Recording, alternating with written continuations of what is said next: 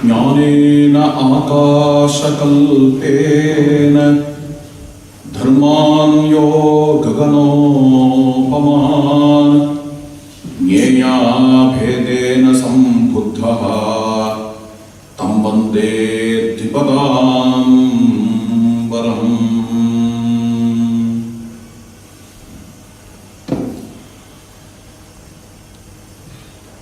You might have heard an expression, an epithet, the Supreme Personality of Godhead. When I was going through several books of ISKCON, International Society of Krishna Consciousness, there I have seen this epithet for Sri Krishna. Perhaps they take this to be the translation of the word Bhagavan, the Supreme Personality of Consciousness. When I was going through this word, Supreme Personality of Consciousness, just something came to my mind. How can we call Rama if Krishna really called us the Supreme Personality of Godhead? Yes, the Supreme Personality of Godhead. Then how can we call Sri Rama? That question came to my mind. And just a few things engulfed my mind. Where can I start? Yes, the word Godhead in the epithet, the Supreme Personality of Godhead. Here, when it comes to the context of Rama, can be like mankind. This is interesting. Why Krishna is called as Godhead, and why Rama has to be mankind? If you ask this question, we need to see how the two epics start. How Bhagavata, which represents Krishna, starts. It starts with a Mangalacharana, a sloka, a prayer, a Lord, to the Lord. The shloka goes in this way. We all know, many of us may know this shloka. Janma yasya yatonvaya litarataschartheshvabhignya swarad tene brahma hridaya adikavaye muhyanti yat surayaha tejo vadi vridam yada vinimayo yatra trisargo mrisha dhamna svena sada nirastakubhakam satyam param dhimahi. This is the first shloka of Bhagavata. Janmadi asya yataha means from him the world came. World's creation, sustenance and destruction are based on him. Anvayat itaratascha, evolution and reversion, both of them are from him. Artheshu abhigyaha, he is omniscient. Swarad, he is absolutely independent. And he gave the Veda to Brahmadeva, Hiranyagarbha, Tene Brahma Hridaya Adikavaye. And such kind of Satyam Param Dhimahi, the supreme Param, Satyam, the supreme truth, that Bhagavan, we meditate, Satyam Param Dhimahi. That supreme truth, which is dwelling in its own abode, Dhamna Svena Sada, devoid of all blemishes, Nirasta Kuhakam, may we meditate on that supreme divine. This is the first shloka of Bhagavatam. And starting from the first shloka of Bhagavatam, we can see Krishna in that way. Probably the third chapter of Bhagavatam is describing various avatars. After describing these avatars, there is a shloka, Yetecha amshakala pumsaha krishnastu bhagavan swayam. This shloka is interpreted by the Gaudiya saints and the ISKCON saints as Krishna is the best among avatars, and Krishna is the one who comes in all other avatars like Matsya, Kurma, Varaha. Krishna is the core who comes, who assumes the form of Matsya, Kurma, Varaha. Krishnastu Bhagavan Swayam. He is the complete avatar. This is how normally this shloka is interpreted by Gaudiya tradition saints. So, for these reasons, when Krishna can be called, definitely this epithet Godhead is applicable to him. When it comes to Rama, well, I was thinking about what kind of epithet can be offered to him. Then this word came to my mind, mankind. Why? Because how the epic starts, how Ramayana starts, it starts in this way. Konvasmin sampratam loke gunavan kascha viryavan dharmatyascha kritagyascha satyavakyo dridhavrataha charitrena cha koyuktaha sarvabhuteshu koditaha vidwan kas samartascha kaschaika priyadarshanaha atmavan ko chitakrodo dyutiman konasuyakaha kasya vibhyati devascha jataroshasya sanyuge Etadicchamyaham srotum param kautuhalam hime maharshe tvam samarthosi jnatumevam vidam naram konvasmin sampratam loke gunavan. The question, this is a question. Who is all virtuous in the world? Gunavan. And who is heroic? Ascha viryavan. And who knows dharma, dharmanyascha. Kritagyascha, who is a man of gratitude. Satyavakyaha, who is truthful. Dridhavrataha, who is highly principled. Charitrena cha koyuktaha, who is a man of character. Sarvabhuteshu kohitaha, who is universal well-wisher. Vidwan, who is wise. Kas samartascha, who has lot of abilities. And kascha eka priyadarshanaha, who sees all beings with the eye of love. Kascha eka priyadarshanaha. And who is a realized soul, atmavankaha. Jitakrodaha, who restrained the wrath. Ditimankaha, who is luminous, who is resplendent. Anasuyakaha, who is absolutely devoid of jealousy. Anasuyakaha. Please tell me about such a person. I want to know about him. This is how Valmiki's Ramayana starts. Therefore, Rama fits to have this epithet mankind. See, in these shlokas, nowhere it is told Rama is a creator or sustainer or destroyer, the omnipotent, omniscient. Okay. Rama is the supreme God, Godhead. His words are not used here. Okay, the word used here is naram. Yatum evam idam naram. At least the word Narottama or Nararishava or Nareshwara can be used. Narottama means best among the humans. The word Narottama comes in many places in Valmiki's Ramayana. Nararishava also comes bull among humans. This is Nararishava.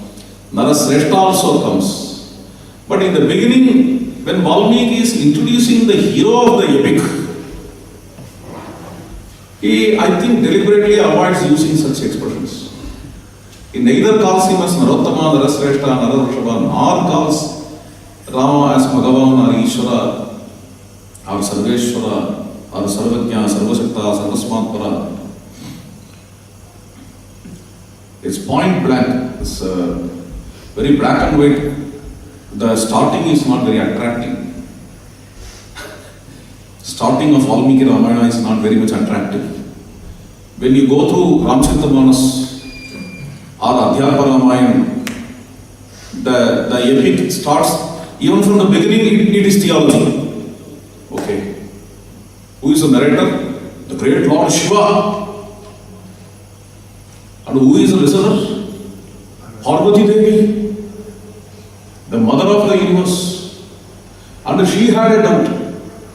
Therefore, she was asking question to Lord Shiva. What's the question? Oh Lord, we are considering you as Lord, but you are calling Rama as your Lord. See the status of Rama in Ramcharitamanas, in Adhyatma Ramayana. And such great Rama, whom you consider as your Lord, how can he cry missing Sita? This is a question asked by Parvati Devi. Then Lord Shiva explains so many things. Even though Ramchandra is Anama Arupa Achintya Aprameya Kutastha, even though Ram is nameless, formless, attributeless, Nirguna, Nirvikara, even though Rama is devoid of mutations, this missing Sita, crying for her, all these things are just enactions. These are all dramas. Okay. So that is how the epic starts with the theology in Manas or Adhyatma Ramayana. But when it comes to Valmiki's Ramayana, the beginning is not attractive. Even the introduction of an ordinary hero will not be like this. Sometimes when you go through some novel, how the hero comes, the beginning, even that kind of introduction is Valmiki is not giving to Rama. He deliberately calls him as Jnatamevam Vidam Naram. Okay, Valmiki asks Narada, here the what to say, one who replies, one who questions, they may not be as great as Lord Shiva or Parvati. Okay, Maharshi Valmiki normally, whose avatar he is? And he is a Gotra Purusha. Valmiki Gotra, have you heard of this Gotra? Neither he is a Gotra Purusha, nor he is an avatar like Vyasaya, Vishnu-rupaya, Vyasa-rupaya, Vishnave. Even that standard he doesn't have. What is Valmiki? Who is Valmiki? If you ask this question, we have only one answer. What is the answer? Author of Ramayana. Ramayana defines him. He doesn't define Ramayana. Ramayana is very great because it is written by Valmiki. Nobody says. Nobody says. Mahabharata is very great because it is written by Vyasadeva, who is Narayana's incarnation.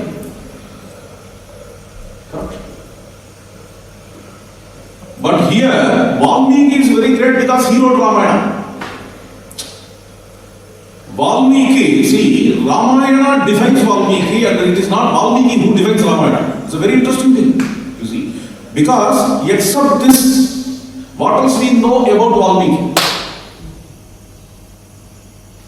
All other stories came later. He is the author of Yoga Vasita, he is the author of Bhuta Ramayana, Ananda Ramayana.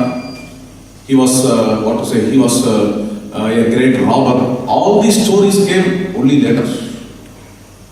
Historically speaking, if you ask the person who is Valmiki, the only answer we have is he is the author of Ramayana. Only this much answer we have. Something like Thiruvalluvar. So many stories may revolve around Thiruvalluvar. Correct? So many hearsay stories. He was born in Madurai, he was born in Vallur Kottam. He was sitting somewhere in Mount Thomas and he was baptized by Saint Thomas. All these stories can run. Okay, regarding Thiruvalluvar. And he talks, he was empowered by Holy Ghost. All these stories stories may know. All these are created by us. Historically speaking, what you know about Tiruvallur, the author of Tirukkural does it. What makes Tiruvallur great? Tirukkural. What makes Valmiki great? Ramayana, finished. So, that kind of Valmiki, who is neither taken to be a Gotra Pusha nor an Avatara, that kind of Valmiki, he is asking Narada these questions. He is not asking, please tell me something about Rama. Okay. He submits some 16 questions regarding human values in general and asks, I want to know about a person who has all these qualities. Then Narada brings Rama there. So what's the interest of Valmiki? Interest of Valmiki is to know about the person who has these 16 qualities. Narada brings Rama there. With all these things, the word mankind fits for Rama perfectly. So, the supreme personality of Godhead. Here, Godhead can be replaced with mankind, I can tell you. I am not telling that Rama is not God. Okay. Rama's godliness or godhood is as old as Valmiki. There are many researchers who try to tell you that Rama's godhood is inaugurated by Kamban or Tulsi, like that.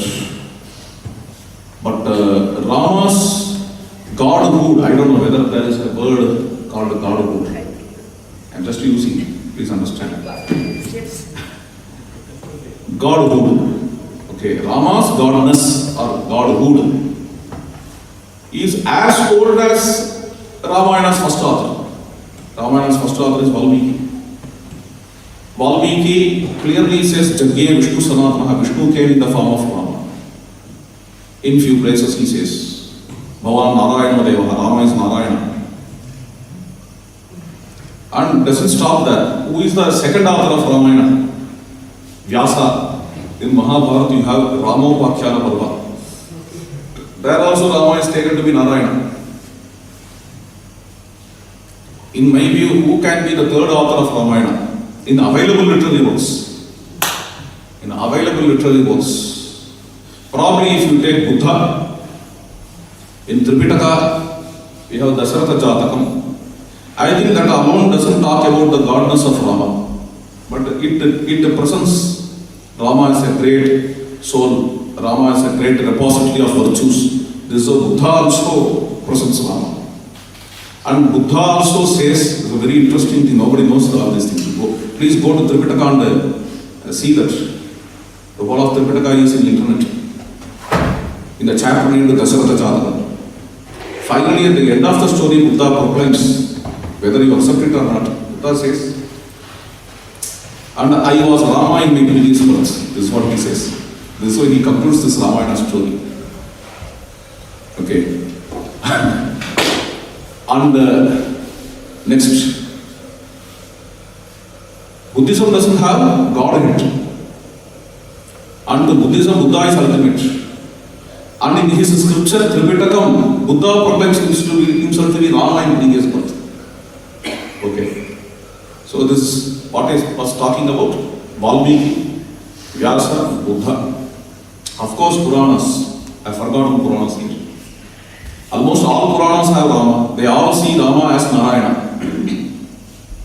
Okay. And then you come to the regional literatures. Like first, Bhasa, a very important person. The oldest playwright of the world. The oldest available playwright of the world is Bhasa. A very great Sanskrit dramatist. Okay. Yesterday I went to Shakespeare's house.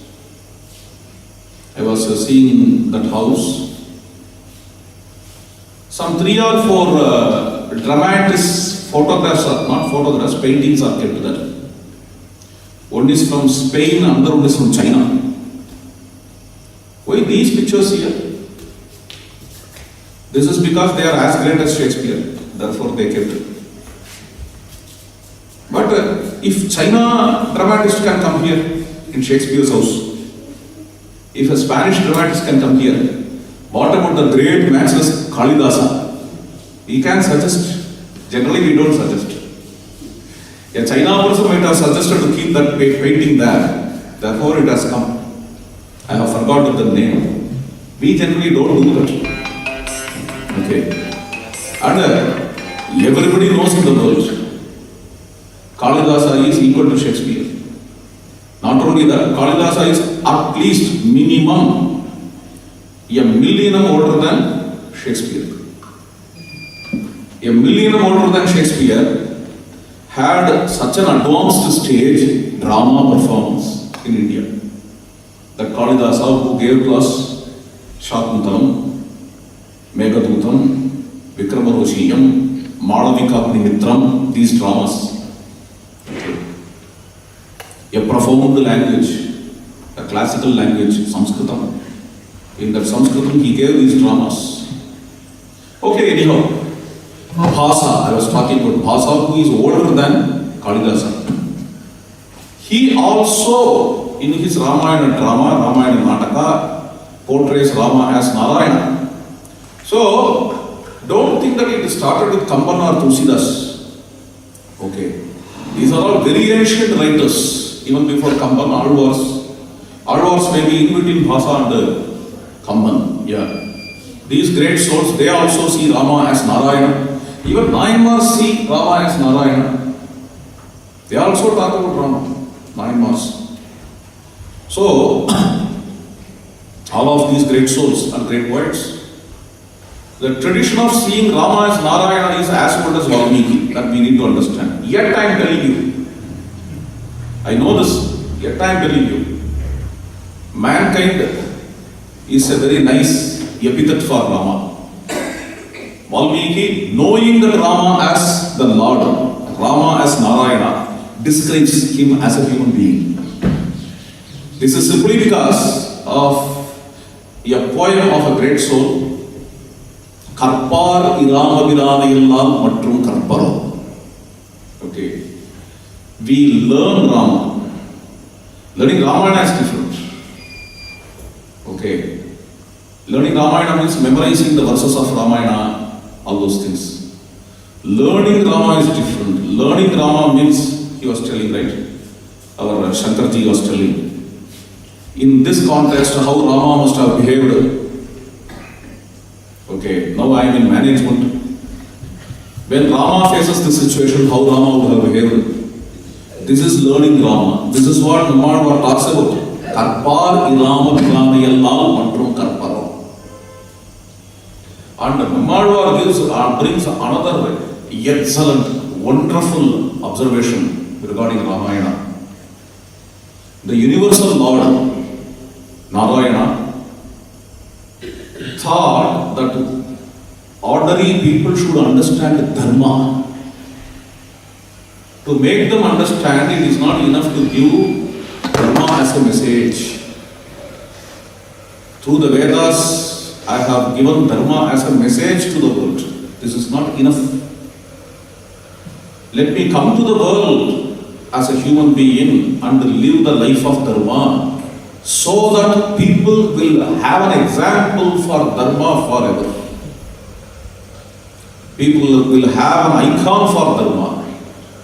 See, if some people come to me and complain, my children are not doing Sandhyavatana. I am asking him to do, I am telling him to do, but he is not doing. If you tell, he will not do, but if you do, he will do. Okay. If we are dharmic, our children will be naturally dharmic. Natural, because they learn what we do. They don't learn what we talk. Therefore, we should have a very great responsibility. Even a rowdy wishes his son not to become a rowdy. Correct? That kind of desire every father has. Whether I am cultured or not, whether I am civilized or not, my son should be cultured. that tendency any father has. But unless we are cultured, at least to impart culture to our children, we should learn culture. That's a very important thing. So, even the great Apostolpa says, I am prescribing these dharmas by seeing the life of the ideals, the role models. This is what he says in Apostolpa Dharma Sutra. There you understand the significance of an icon or role model or an ideal person. Bhagavan thought about it. Yes, as a message I gave Dharma to the world in the form of Veda. Now I shall come as a role model or icon or ideal to the world so that the people can get benefited by following Dharma. In this way, Bhagavan Narayana came to the world and worked hard. This is Nammalvar's words. Patadana Padapattu in India, but also in Thailand, for example. Why the kings are called as Ramas in Thailand? Rama 1, Rama 2, Rama 3, Rama 4. If you go to King's Palace in Thailand, you see what a wonderful painting of the whole of Ramayana in Thailand. From Ramkhian. Ramkhian is Ramayana in Thai language. Okay. With every detail, the painting is given in Thailand. When I went to Thailand and saw that palace, I was wonderstruck. Frankly telling, such kind of paintings I have never seen in India also. I am not exaggerating. Please go and see that you can understand. What's the uniqueness of the painting? Every minute detail is painted. I think some 200 paintings will be there in Thai king's palace. Of course, their ancient city is called as Ayodhya. Hope you know. The same way in India too, you can see for Maharana Pratap Singh, Rama is the icon. For Veera Shivaji, about whom I was talking yesterday, Sri Rama is the icon. Who left Rama? Even Chanakya talks about Ramayana in Arthashastra. And Samudragupta, or later, various other kings like Krishnadeva Raya and Tamil kings. Sundara Pandyan is called as Kaliyuga Rama. Okay. And Pandya kings generally, later Pandyas, they add the epithet Rama as suffix to their name. Varaguna Rama Pandyan, like that. Chola kings, and their devotion to Rama, they believe that they belong to Rama's lineage. See, throughout, if you go to Thiruvananthapuram, you can see Ramayana sculptures in Anantapatmanabha Swami Kovil temple, okay, which was built by the Thiruvananthapuram king. You see this Ramayana everywhere. Rama, the kings, the leaders of India saw as their icon, and up to our times. It did not, it is a living culture, we all know. It's a living culture. It is not dead. Even now, the voice of Rama is very great in India. Gandhiji knew that. That is why he took that voice. Ragupati Raghava Raja Ram. By that only he united the whole of nation. And that became a very big freedom movement. Okay. Such power this name has, his virtues have. Okay. So, normally people in India, also in several countries of Asia, they wish to reflect the virtues of Rama. And remember of another thing. Here the Prime Minister, probably before some 20, not 20, must be before some 7 years, I think. What is his name? No. David Cameron. In one of his talks, he said, I have a cutting, paper cutting, newspaper. Ramayana is a wonderful epic. Here we need such a kind of epic to guide, to establish the family values in England. The Prime Minister's statement. Okay.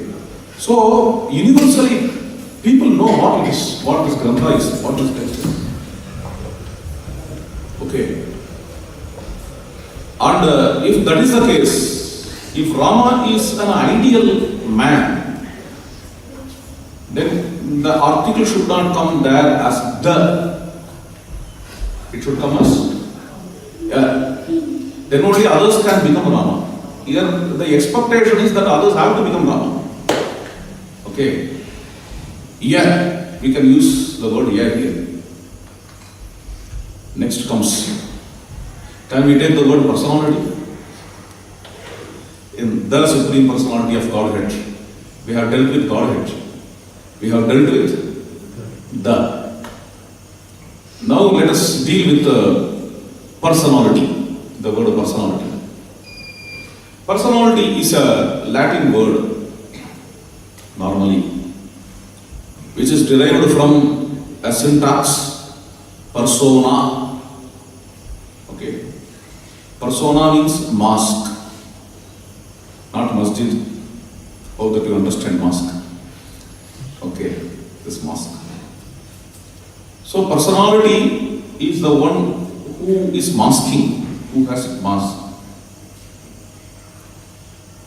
It can be right regarding Krishna because this masking is nothing but leela, play. In ISKCON's language, pastime. They call it as transcendental pastime. Okay, that's how they translate leela. He is leela purush. Krishna is leela purush. Therefore, the word personality can be rightly used.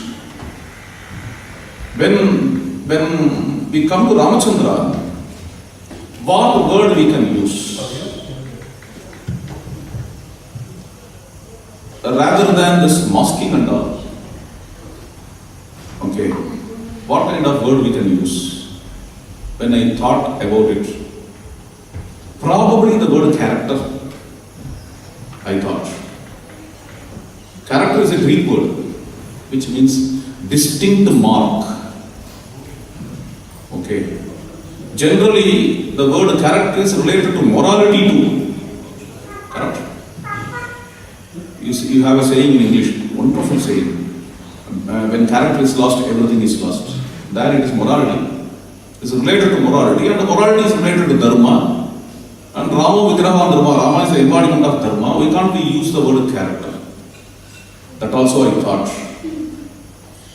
But later, I preferred some other word, being. Okay. Being, the word being can remove all adjuncts, all mass, and indicate the reality. Correct? So, this word personality can be replaced with being. This is what I feel with Rama. Because Rama, even though he played various roles and all, he always stands for the core truths.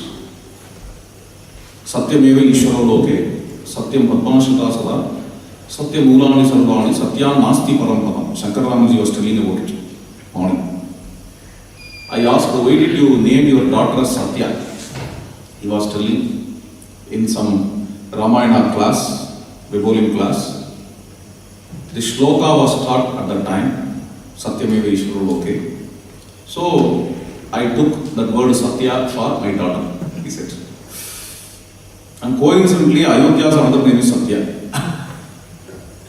His elder brother, the elder son, okay, his name is Saket, which means Ayodhya. And the daughter's name is Satya, which also means Ayodhya. Coming back to the point, Satya, Satyameva Ishvaraha Loke, we all call Rama as God. But in this shloka, Rama calls Satyam as God. Satyameva Ishvaro Loke, Satyam Padmanashita Sada, Satyam Mulani Sarvani. Anything in the world which is meritorious is based on Satyam. There is nothing greater than Satyam, Rama says. So as the whole of the epic is standing for Satyam, see, why he gave up everything. We need to take these stories seriously. It's not an entertainment. Why Rama gave up everything? Why he sacrificed at his prime age? He sacrificed the whole of kingdom and went to forest. Why? Simply for the sake of Satyam, truth. Such an importance he gives to the truth, Satyam. He gives that much of value to that. Lakshmi's Chandradabeyadva, even luster may get separated from moon. Himavanva, Himams Tyajet, Himam Tyajet. Even Himalayas may give up its snow. But Himam Tyajet, Atiyat Sagaro Vedam Pratigya Vituhu. I will not give up the truth. This is what Rama says. When Ramachandra is giving such an importance to Satyam, it's better to use the word being. I think almost the word is framed. Yeah, being, what's that? Of mankind. What is the remaining? Supreme. Yeah, the word supreme is remaining. So, what can come to Rama regarding supreme? Now comes our topic.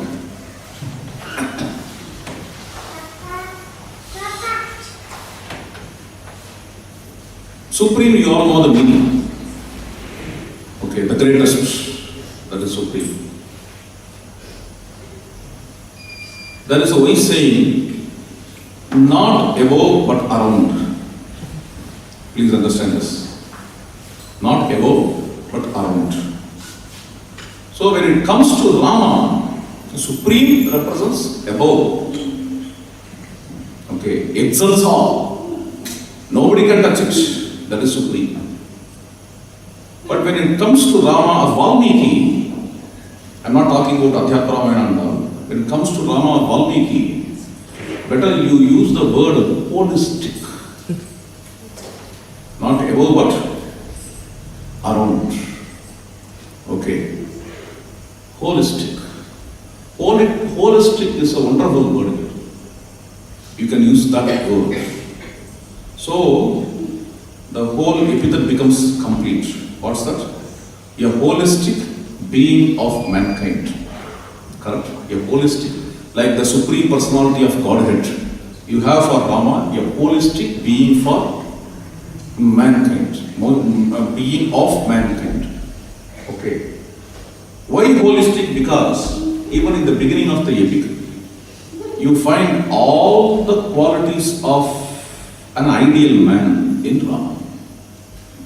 Valmiki asked 16 questions. I want to know about a person who has all these 16 qualities. And Narada says that is Rama. Rama not only has these 16 qualities, but also has several other qualities. Narada describes 64 qualities of Rama. Valmiki asked only for 16 qualities, but Narada gives 64 qualities of Rama. 64 and etc. Not only 64. Please understand. Shishi Anna, Shishi Krishna Premi Swami, my father says, if someone asks about some quality, some virtue, he says, say simplicity, can it be found in Rama? Someone is asking. With closed eyes you can tell that yes, it's found in Rama.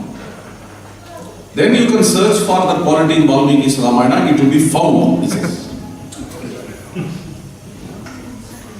Okay, I experimented in two places. One place, BVM Global. Okay, there is a school named BVM Global in Chennai, where every week they conduct Ramayana class for the children. It's a very rare thing. To my knowledge, only 2 schools in the world conduct every day Ramayana classes, not every day, weekly once Ramayana classes. A school, BVM Global. Next school in Mount Madonna, yes. I have been there. in San Jose, you can't find even a single Indian child there in that school. Okay. And also the teachers are Americans. That school is teaching Ramayana once in a week. Okay, the school found in Mount Madonna. The school was established by a very great saint of India. His name is Haridas Swami. Not our Haridas, that is Tamil Nadu's Haridas Swami. This Haridas is a Ramanandi from Ayodhya. He went there to San Jose even before some great souls like Yogananda or Prabhupada. But he did not have a very great mission to spread Rama Bhakti. He went there just and he meditated he stayed there for several years. At that time he established this school. And all his disciples were Americans. Okay. All his disciples were Americans. They continue and they run the school up to our time. Very sincerely they are running and they have a Rama temple too there. Coincidentally, I went there to have a darshan of the drama and they showed that school too. Anyhow, coming back to this BVM Global in Chennai, there were hundreds of children sitting in front of me and I was testing the statement of Sri Rama there. What's the statement? Hope that you remember. If someone asks, is this quality found in Ramachandra? You just tell them yes and you will find it. Okay. So I asked these children, you tell me some quality, I will show you in Rama. Some 3 hours of talk happened. Okay. In which one by one the children started to give some human value like honesty, humbleness. And for some 15 to 20 minutes, I talked about honesty in Rama, humbleness in Rama, universal love in Rama, universal harmony in Rama. See, each quality we can take some 2 hours and talk. That's why I'm telling you, this is not an entertainment. The statement of Namarwar is not casual. Karpar, Iran, Viran, Illal, Matrum, Karpar.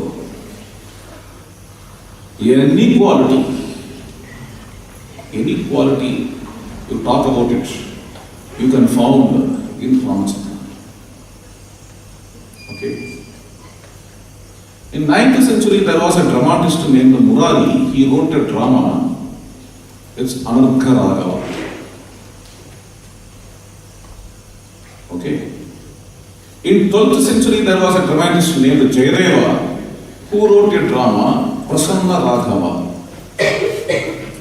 And in previous century, there was a very great poet in Andhra Pradesh.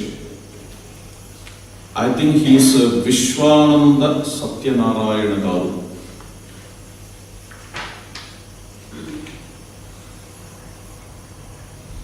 Yes, Vishwanatha. Kavi Samrat Vishwanatha Satyanarayana. He won Jnanapith Award. He was in previous century and he was a very great devotee of Rama. He won that Jnanapith Award. This year, do you know who has won Jnanapith Award? Just before a week, the president gave Jnanapith Award to whom? He is also again a very great matchless Ramabhakta. Brazilian. That is one, yes. 2 persons got. Another one is Ramabhadra Acharya. Okay, he belongs to Chitrakoot. So this Jnanapith Award, Vishwanatha Satyanarayana Garu, he is called as Kavi Samrat in Andhra Pradesh. He wrote a book called Srimad Ramayana Kalpaka Vriksham. Okay. And recently, in the same Andhra Pradesh, some communists joined together to write a counter to this book, Ramayana Vishavriksham, like that. Okay. He wrote this Ramayana Kalpaka Vriksham, a very famous book, very famous literature in Andhra Pradesh. There he asked a question in the very beginning. Why Ramayana again? This is a question asked by him. After asking this question, he is going on talking about so many things. I don't know much Telugu, but I am just reading. Okay. Maranidela Ramayanamu Vannachoyi Prapanchakamela Ela Vela. That's how it starts. Kavi Pratibalona Nundunu Kavya Gata Shatamsumulandu Tombadi Yaina Pallu Pratipaschin Matambuna Rasamuve Idetlu Goppadi Navakatha Drutichi Minchi. That's how it goes. He gives few things here. For why Ramayana again? What he says is, nobody asks, they are these humans, they lead a family life. Nobody asks, we are getting bored with this family life. Why family life? In his time, nobody asked that. Before his century, this question did not come, therefore he says like that. Okay. Why family life? Nobody is asking. People continue with the family life. People have father, mother, so on and so forth. It's not getting bored. In the same way, Ramakatha need not get bored. It continues. And Ramayana is evergreen as family. And nobody is asking, why should we eat today? Yesterday I ate. That also he eats. Okay. And instead of creating a new story, taking some new insights from existing story is my passion.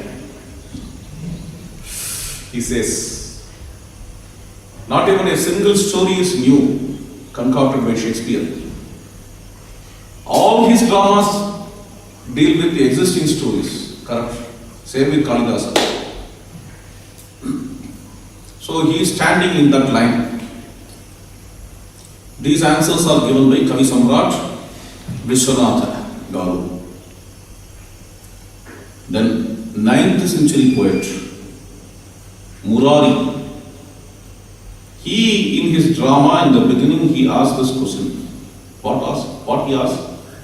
Why again Ramayana? See, which means, why again Ramayana? This question is existing in India for a millennium. Please understand. In previous century, someone is asking, why again Ramayana? In 9th century, somebody asked, why again Ramayana? Ramayana is very old. Why should we take now? This question is existing for a millennium. And before some 1500 years, Ramayana dramas were enacted in streets. Abhishek Nataka, Pratibha Nataka of Bhasa, they grew beyond 2000 years. Even before that, when you go through Harivamsha, have you heard of Harivamsha Purana? Very old literature. In that it is recorded in Dwaraka of Lord Krishna, Ramayana dramas were enacted. Which means Ramayana drama tradition is very old. Very old, very ancient. And so we must have got bored with that. I don't know how Shakespeare missed Ramayana.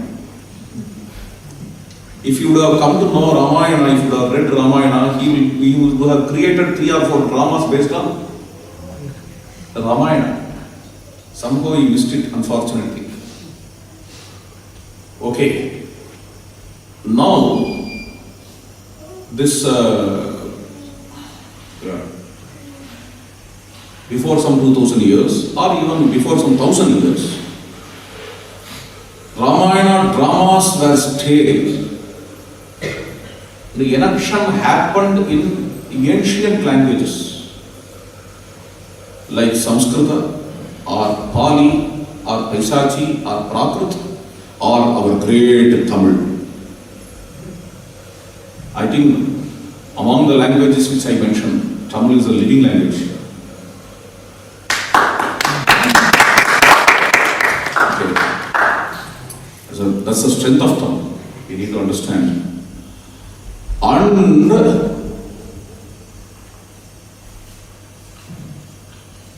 long back, 1000 years back, the language was different. Ramayana was staged in Sanskrit.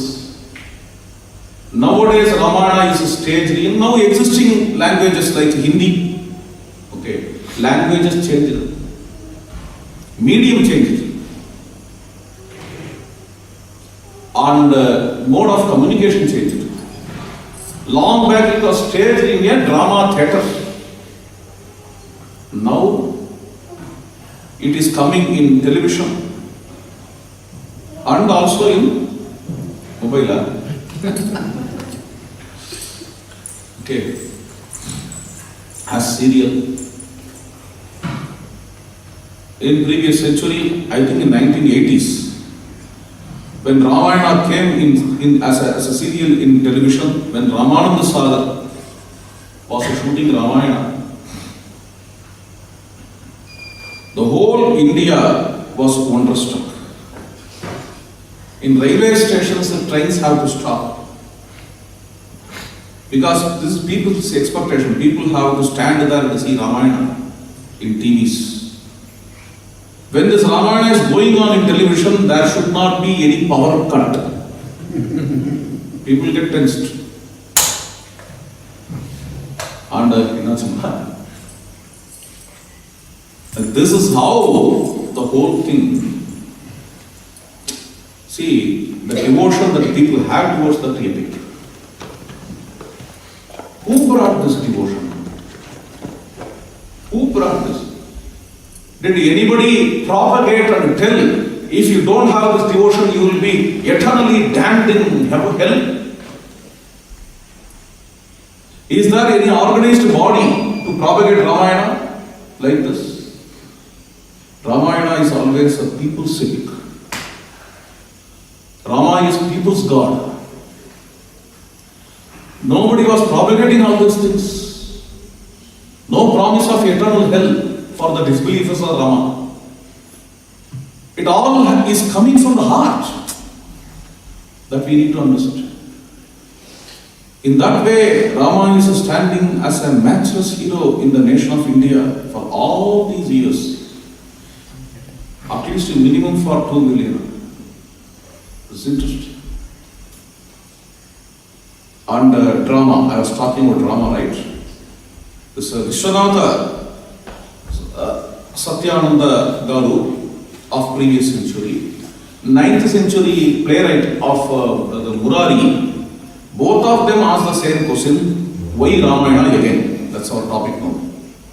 For which Murari answers, Yadi Chundam Purvaihi Iti Jahati Ramasya Charitam Gunaihi Etavadbihi Jahati Punaranyo Jayati Kahaya Swamatmanam Tattat Guna Gariba Gambhira Maduras Puratvad Brahmanaha Katam Upakarishyanti Kavayaha.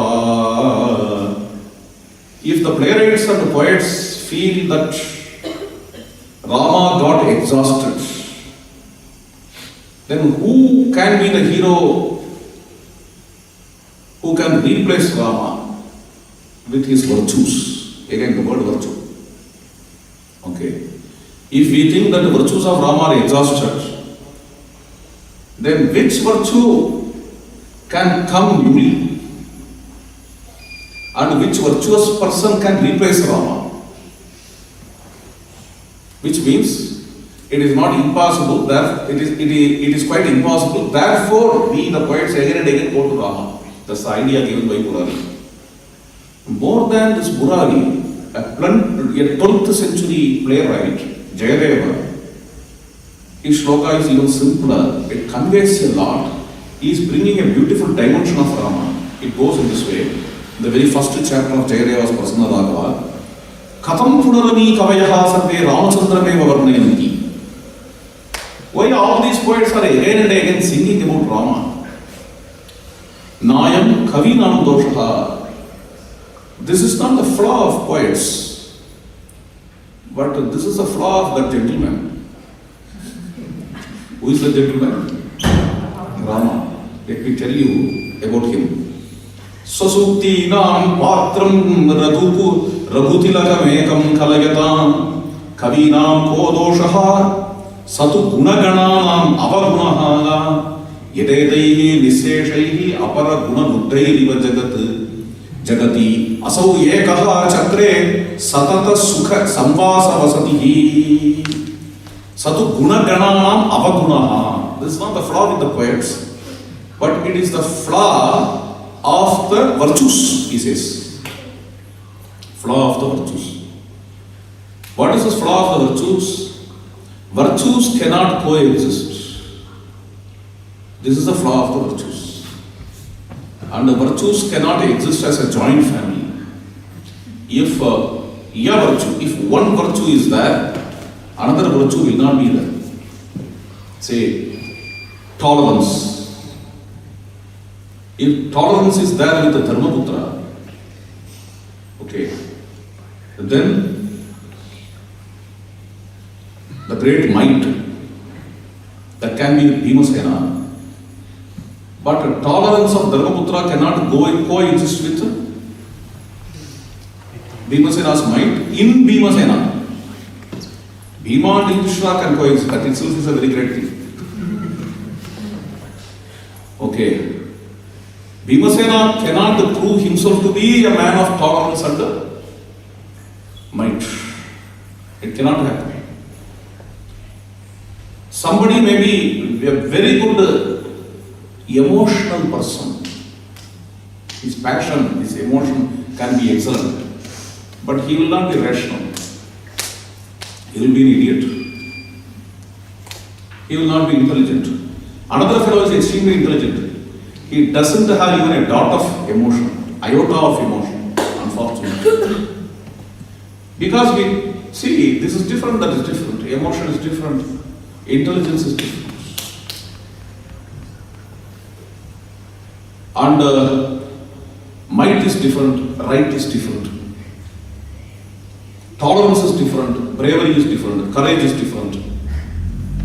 All these things cannot coexist. Trupti, contentment is different, hard work is different. Those who are contented may not be hard workers. Only discontentment can lead to hard work. These kinds of things we see in the society. These seemingly contradictory virtues or features, can they exist in a single person? Then only that person can be called as holistic person. Okay? Our topic is this today. Holistic. If we have to call someone as holistic, he should be an oxymoron. He should have the seemingly irreconcilable features in him.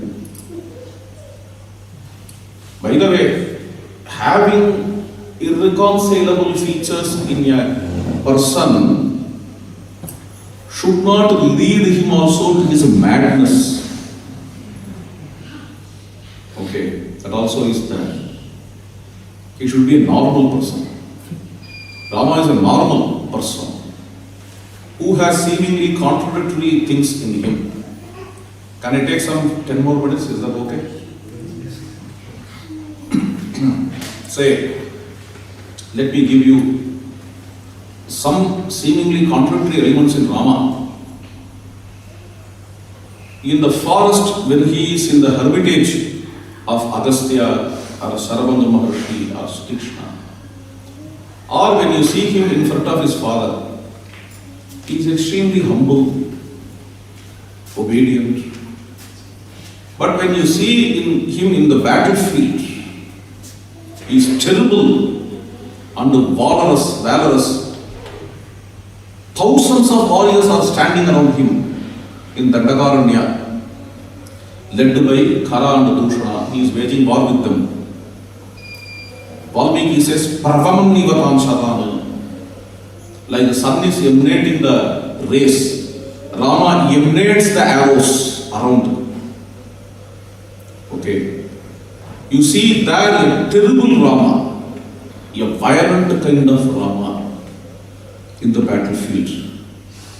If you go through these chapters, you can't imagine how can such a violent Rama be extremely humble in the ashram of Agastya or Sharavanga. These two things, they exist together in Rama. Another seemingly contradictory element. Valmiki says, Rakshita Jivalokasya Swajanasya cha Rakshita. Rama serves and guards the society in general. He guards his family too. See, one who works for society may not work for his family. One who works for family will definitely we have ample examples. Work for society. We see these kinds of people. Okay. But when it comes to Rama, Rama satisfies both his family and the society. Okay, the way in which he moves with his wife, or brothers, or parents, this can show you how an ideal person can move with family. Okay. The same way, when it comes to society, when he moves with his subjects or people, Vesaneshu Manushyanam Brisham Bhavati Dukkitaha Utsaveshu cha Sarveshu Piteva Pradrishyati. He directly tackles the problem. He goes to the issue directly. Being a prince, he is not comfortably sitting in an AC room, not coming out. When he comes to know a problem somewhere in a market or somewhere in a public place, Valmiki says, Yada Vrajati Sangramam Gramarthe Nagarasyava Dattva Saumitrasagitaha Na Avijitya Nivartate. He goes there and stands. Without settling that problem, he doesn't returns Na Avijitya Nivartate. So, you can see here a social Rama. When he is taking care of his wife or talking to his brothers, you can see there a familial Rama. Both these two things are called as Abhyudaya in Sanskrit. Abhyudaya means development. Okay. A material kind of development. But this is one dimension of dharma. Another dimension of dharma is spiritual. In Sanskrit it is called as Nishreyasa. This, what I am talking about is dharma's definition. Yataha abhyudaya nishreyasa siddhis sadharma. Dharma is that through which abhyudaya and nishreyasa can get accomplished. Dharma is that through which a social upliftment and spiritual welfare can get accomplished. This is the definition of dharma in our Shastra. And you see that spiritual welfare also in him. At any cost, he never gives up any spiritual discipline in him. Everyday meditation, everyday morning, evening prayer. Without failure, he does it. Not only that, throughout his life, in any circumstance, he never gives up his fundamental peace, that equipoise. He maintains that equilibrium, that fundamental peace. He is always into it. He is always into his Swarupa, this core peace. This is spirituality. Okay. Krishna talks about this in the Gita when Arjuna is asking who is spiritual. Sthita pragyasya ka bhasha. Krishna is not talking in a mystic way. Krishna doesn't mystify here. But he clearly says to whom the Sukha, Dukkha, Labha, Rashta, Jaya, Apajaya, in all these dualities and the mutations, who remains in peace is spiritual. That is spiritual dimension. This is self-actualization you can see in Ramachandra. Okay. The next oxymoron of Rama. Rama Vidwan Kaha Kas Samarthascha. Rama is a Vidwan and Rama is also Samartha. Vidwan means intelligent. Samartha means capable. Intelligent may not be capable.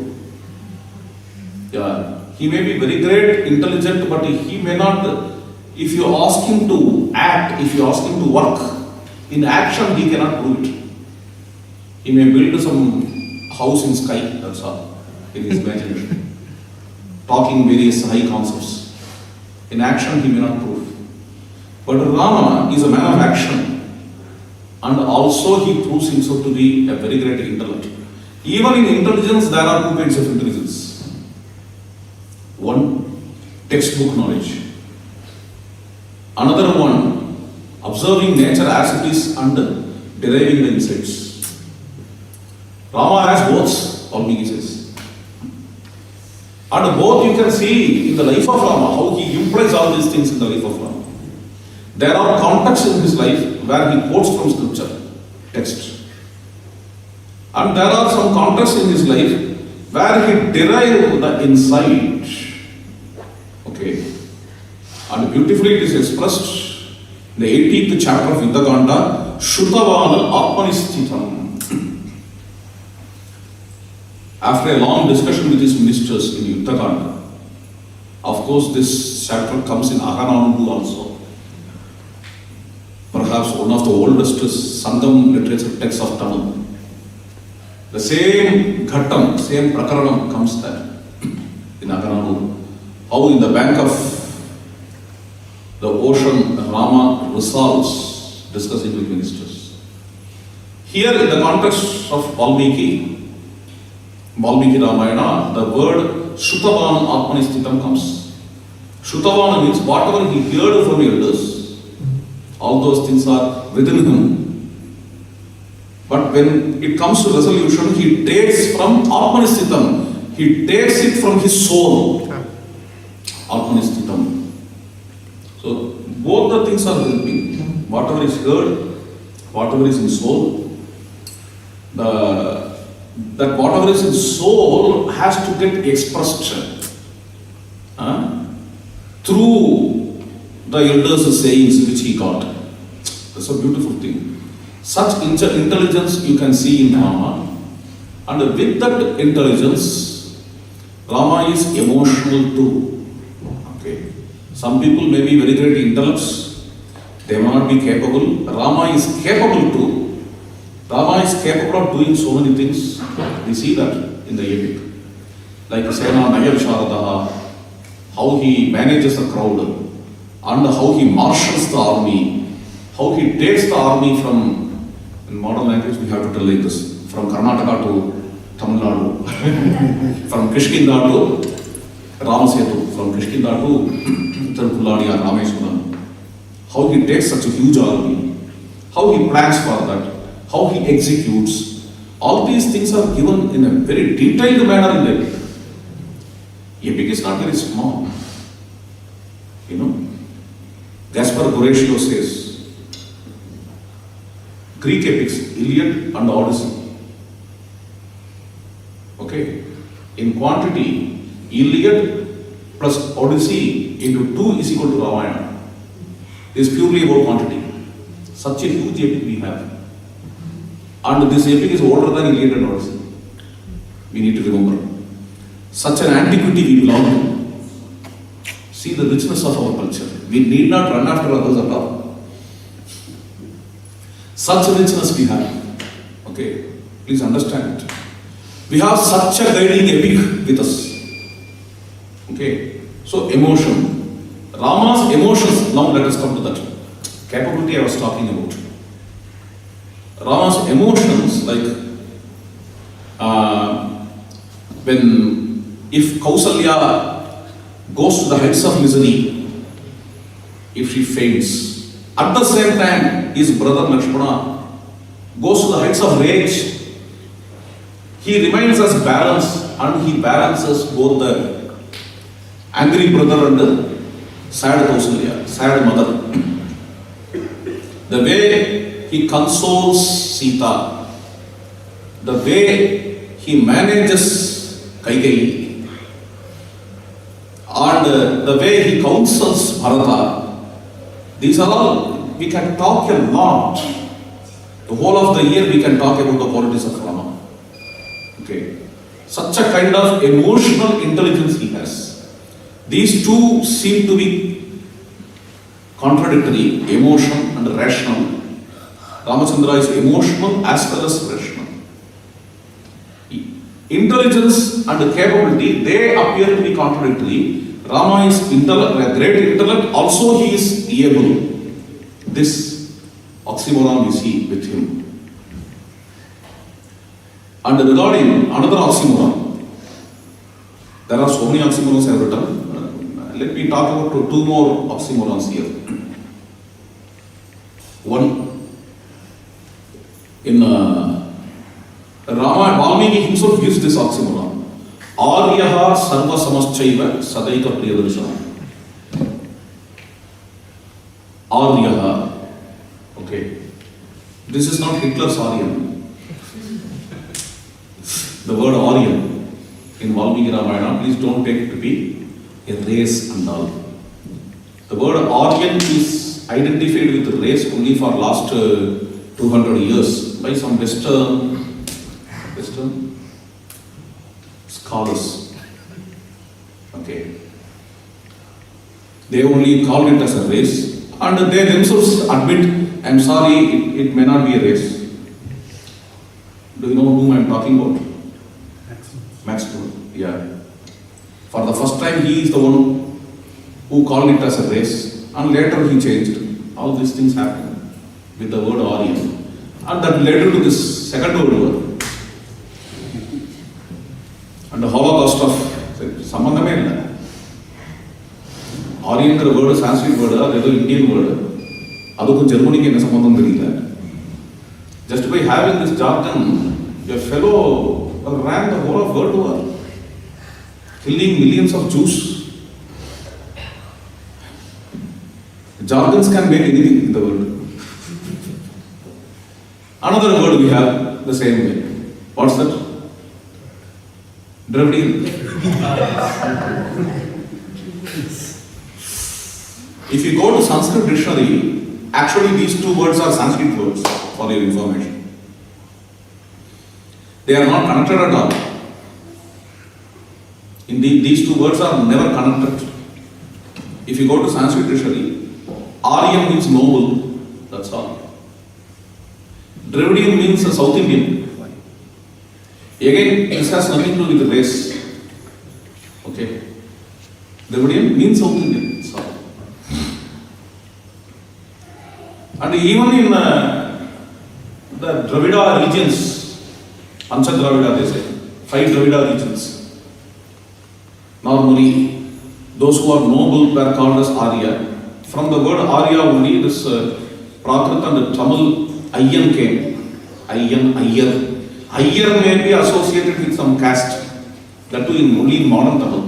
When you go to ancient Tamil, Ayyar has no association with any caste. Please understand. Ayyar again means noble, that's all. Okay, when you go to Tulgapi Mandal. And Ayyan again is noble or lord or sire. Ayyappan. For Dharma Shastra we use the word Ayyappan. Okay. Anyhow, coming back to the point. Because let me make it clear. Valmiki uses the word Arya, immediately we will jump to the conclusion this is race Aryan. We can't tell like that. See, the modern concoctors, am I right? Okay, modern concoctors, they are trying to make Rama Aryan, Ravana Dravidian. But in Valmiki's Ramayana, in several places, Ravana is called as an Aryan. Yeah, Aryaputreti Vadimyaha. Mandodari calls Ravana as Aryaputra. And Ravana, in his ministry, while he is talking, he says, Mantra Moolam Hi Vijayam. I am having this ministry, some counseling is needed because only planning leads to victory. This is how Aryans say. Prabhupada Arya Masvinaha. See the usage of the word Aryan in Valmiki's Ramayana. Okay. Now, those who translate the word, if Aryan comes in Valmiki's Ramayana or in the Veda, I think 4 or 5 places only it has come. The word Aryan.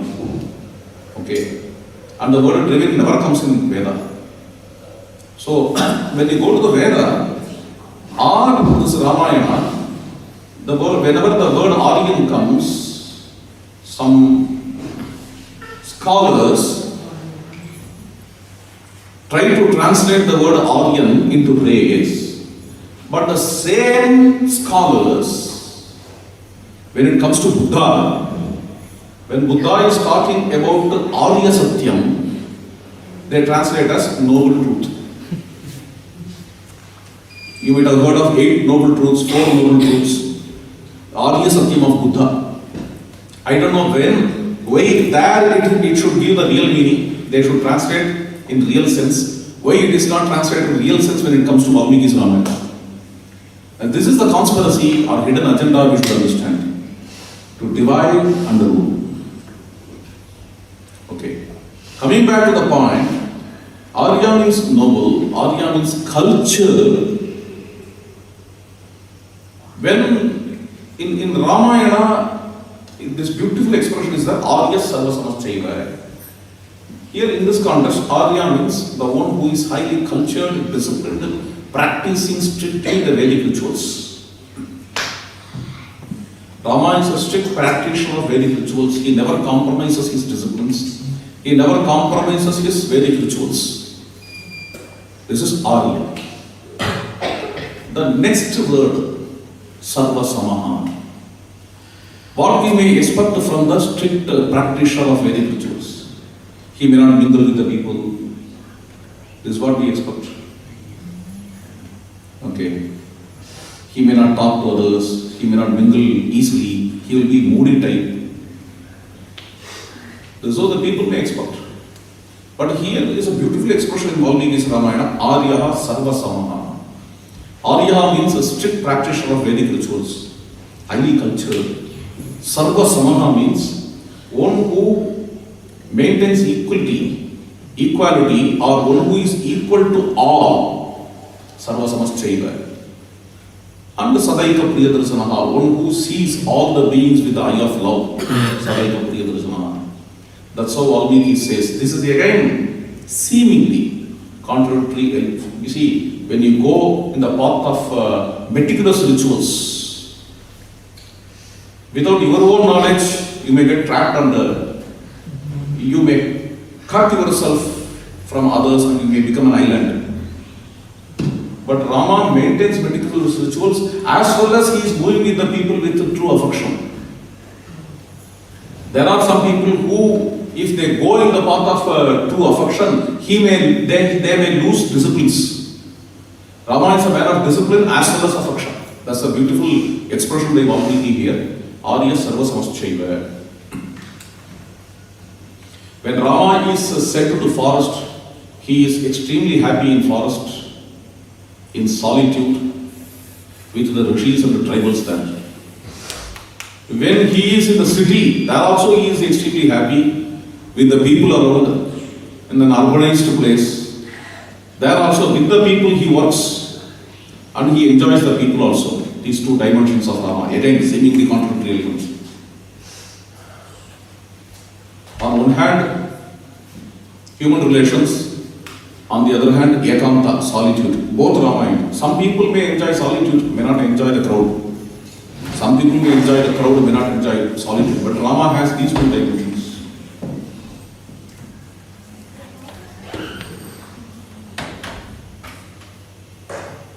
So I think with this we can conclude. So these are the seemingly contradictory elements which we can see in Rama, and therefore he is holistic. And how these elements can be synthesized is a very important question. See, if you don't establish a synthesis of these seemingly contradictory elements, then the lecture is not complete. Synthesis is none other than nothing but dharma. If you have to perform dharma, if it is possible, only when you are in solitude, then you have to adopt that ekanta, that solitudeness. And you can perform dharma only when you are in a crowd. If a situation comes like that, then Rama adopts that sociability. Okay. In another situation, only if you show valor and wrath, you can establish dharma. Then Rama shows rage. Rama becomes wrathful. In another situation, only through humbleness, if you can practice dharma or secure dharma, then Rama adopts humbleness, humility. In one situation, he establishes dharma when he is with family, he establishes dharma through family. When he is in society, he establishes dharma through society. So in this way, all seemingly contradictory elements are reconciled through the fundamental basis, that is dharma. So Rama is a holistic being of mankind. Jai Sitaram. Dhanyavad.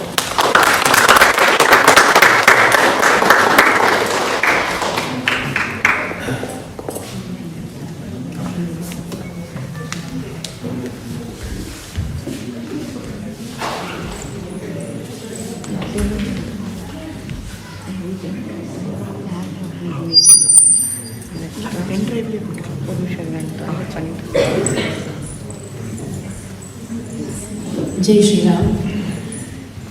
I think each one of us are truly blessed to be here today and to hear about Rama's holistic personality from Dr. Ranganji himself. A lifetime is not enough for us to hear about Rama's qualities, but I think at least the 1.5 hours has been absolutely incredible. Very quick couple of words about the Yatra, the UK Ramayana Sathsangha that Dr. Ranganji is here for with his family. They are here only for 2 weeks and we are doing this Ramayana Sathsangha across England at various places on various topics. I would like to take a moment to thank Shankarji and his entire team. I know how much of work has gone behind this to get you all together here today.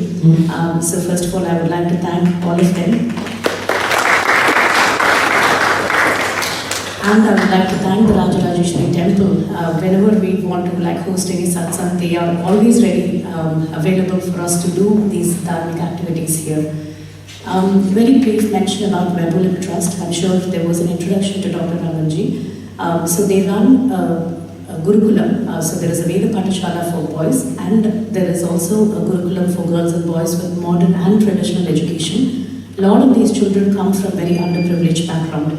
They've also recently started Valmiki College of Vedic Wisdom, affiliated to Karnataka Sanskrit University, offering courses in yogic science and Vedanta. The other pillar of the work that's done by Benevolent Trust is the research element. So they organize and conduct a lot of research in Veda and Ramayana related topics. The third pillar, as I would think about it, is the contribution back to community. So they run Ramayana classes across the world in various time zones. So we have classes in UK time zones as well. How can you get involved? How can we carry on this satsanga that we got today? You can join any of the classes which are free. Make sure our children join the classes. I know most of us would have migrated from India and our parents brought us up with all these satsanga and values. but we know how things are here for our children. So it's really important as parents to make sure that we give them as much possibility and opportunity for them to learn our culture and the rich tradition that we come from, so they can also follow the path of Dharma. Maharaj does not demand any money to come and do these things. He's doing it out of his passion to spread Dharma and to share Ramayana with everybody. As you can understand, to run these activities in the trust, any donations are very welcome. You can pay in cash. We have UK bank account which we can consolidate and send it back to the dharmic activities of Revenue Trust. You can either contact me, I'll be around for some time. I'm from Oxford, my name is Sweta, or you can contact Shankarji as well for more details about how you can donate. Thank you very much, Sita. Thank you, Shankarji. Uwe Sri Ranganji is there with us. I'd like him to say a few words.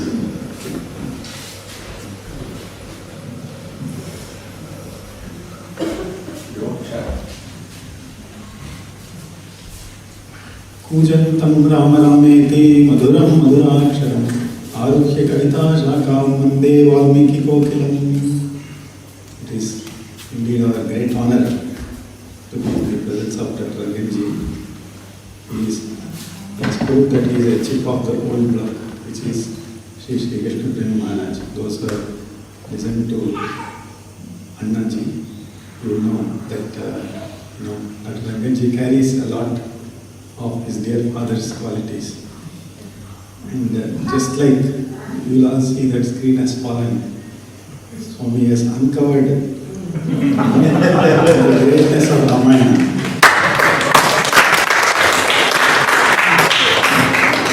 It calls for a guru. Why Ramayana for so many generations, that what Guruji told. We should not forget the contribution of great sadhus and saints and Gurujis.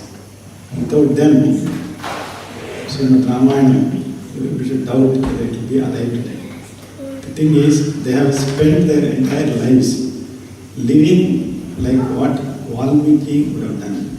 There is a sloka in Mangala Slokam, which says, Valmiki Giri Sambhuta Rama Sagara Gamini Punati Bhuvanam Punyam Ramayana Mahanam.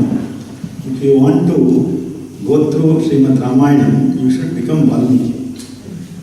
Just like he swam in the ocean of Srimad Ramayana, which has 24,000 slokas. Each slokam is a ratnam.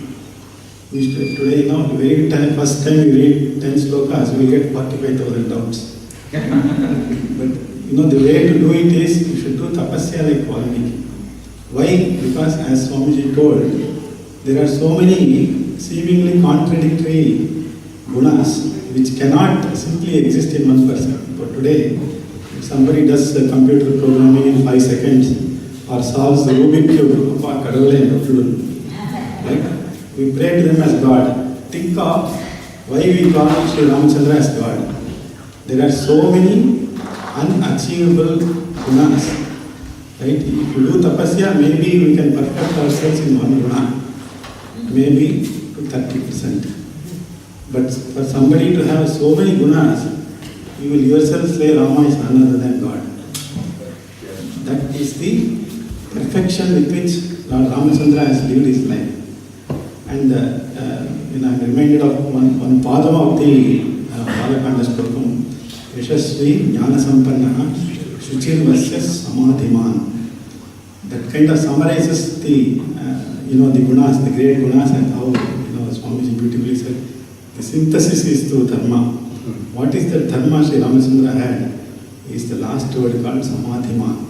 He was able to balance, although he had the mind on the one hand, to be Vashya, that is to be under the control of somebody else. Tasya Vashikaranam Tat Charanagati iti Shastravakyam.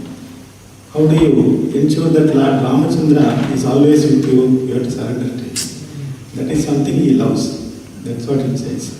And he was a Vashya to his parents, to his brothers, to everybody.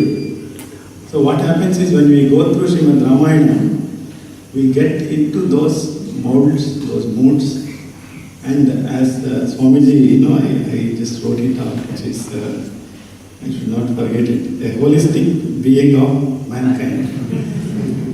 So it really is a great statement in the sense that one has to go through not just Sundarakandam when we get into trouble, but the whole of Srimad Ramayana, because that is a true ocean where Mahalakshmi herself resides. And Srimad.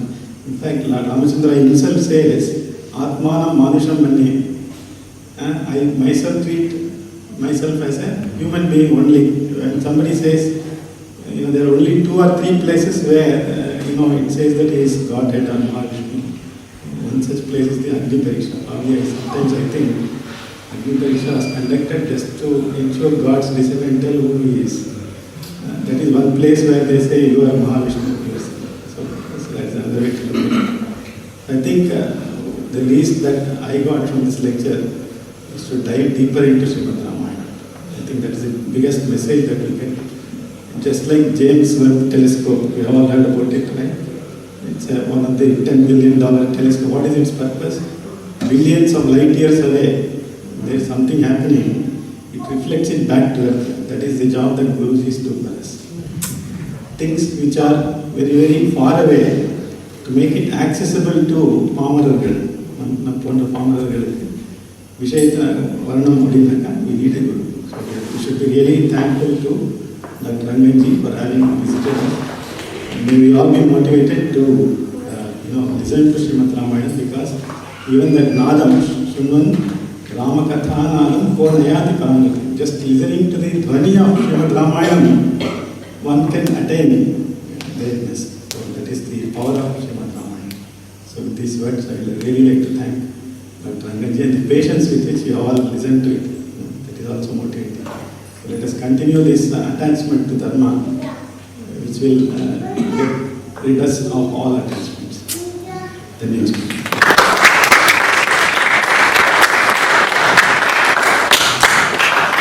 Thank you, Sri Ranganji. And I'd like to take this opportunity to ask Sri Krishna to honor Rangan along with me and perhaps say a few words. Jai Sri Rama, Jai Sri Rajara, Jai Sri Amba. So, Saint Agastya Muni brought Ganga Mata to the world. I've got to thank Chimya Mission, Christian Ji and Shankar Ji for bringing Ramayana, Valmiki Ramayana, and quoting Anna all the way through. We've had a journey of 18 months, emotional, all the challenges of Lord Rama, and they brought it here to Stony and Sutton. That journey was truly wonderful. So we want to first honor Ranganji and say thank you to Ranganji.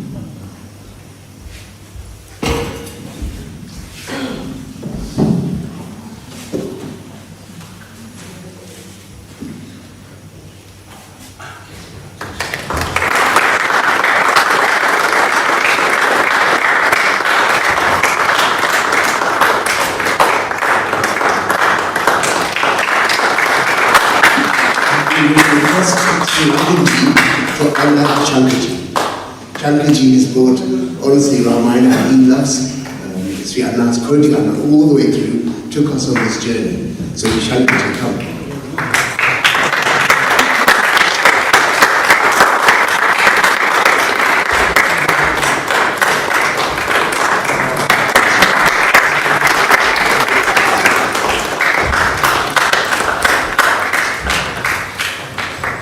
And I want to thank Chimya Mission again, and Christian Ji, Swetha Ji for organizing all this, and we're continuing to learn by starting the Mahabharata this summer. So we're looking forward to continuing our journey of learning. Just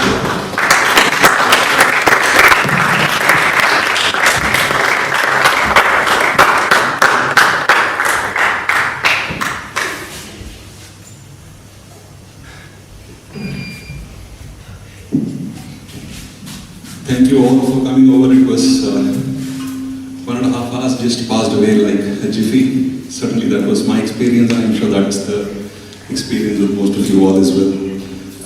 Like Krishnanji mentioned, we have been having Sri Ramayana sessions I don't want to call them classes, they are learning sessions. We are learning, myself, Krishnan, both of us are learning, along with all the listeners as well. We've been having it over the past 1 year. We very recently completed this, the Pattabhishekam coincidentally happened exactly on the day of Sri Rama. And next year, starting September, we wish to also discuss Sri Mahabharatam and learn in the process. So encourage you all to be a part of this learning session as much as possible. Thank you so much for making it here. I definitely run short of words to convey our gratitude to Sri Rama. If anybody is interested in listening more of Anna, we have Anna's channels, YouTube channel. We will share the link.